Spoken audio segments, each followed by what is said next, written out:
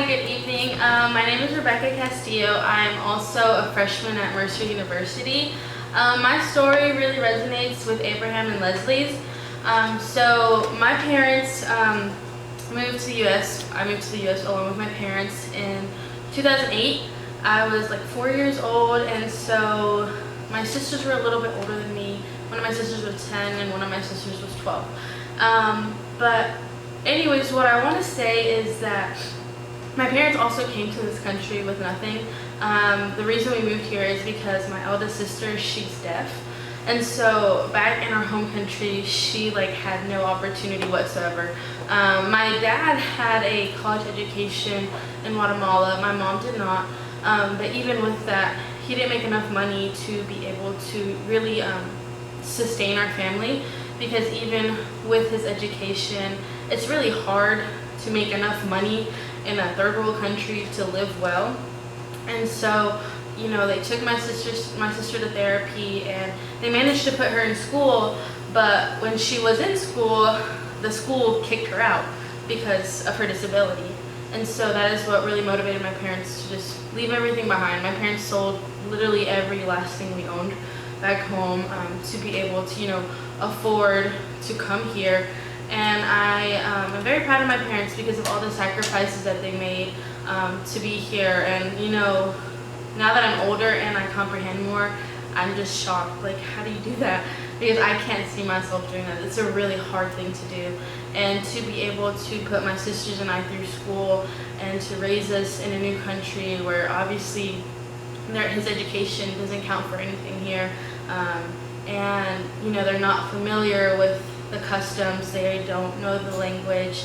But when I went to school, when I started school in kindergarten, I'm from very North Georgia.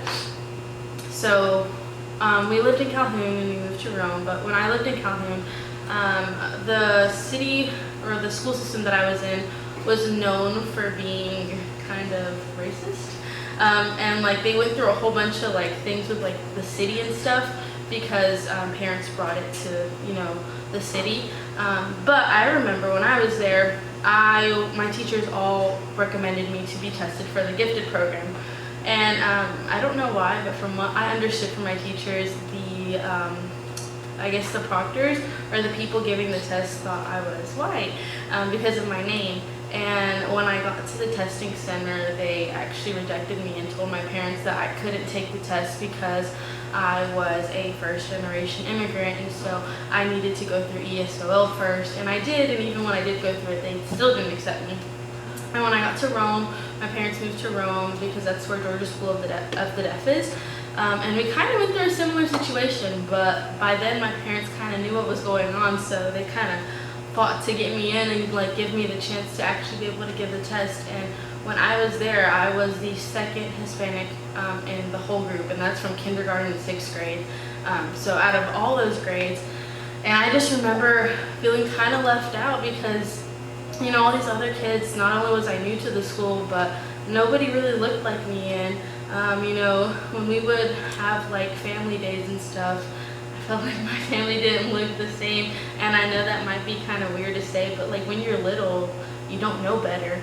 And so I feel like my parents definitely encouraged me as much as they could to do well in school, even though, they didn't know what the school system was like here, and they didn't know how to do things. And so when I got to high school, I didn't really have any help. I never had the help of my parents, Mom, I'm struggling with homework, can we sit down and can you help me? Or with my dad, they couldn't. And they also they couldn't help me with taking the SAT or the ACT. They didn't know what that was. Or applying to scholarships, applying to college. You kind of have to go through that without any guidance from your parents. And I feel like I definitely had to work really hard to do that.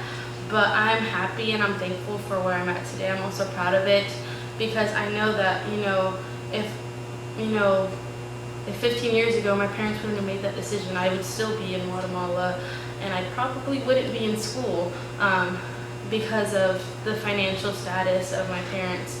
But I'm here today, and I think that all that hard work that I put through school has definitely paid off, and given me an opportunity to be in college, to be at a good university, to try to advance myself and to, give myself a better future and make my parents proud and make their sacrifices worth everything.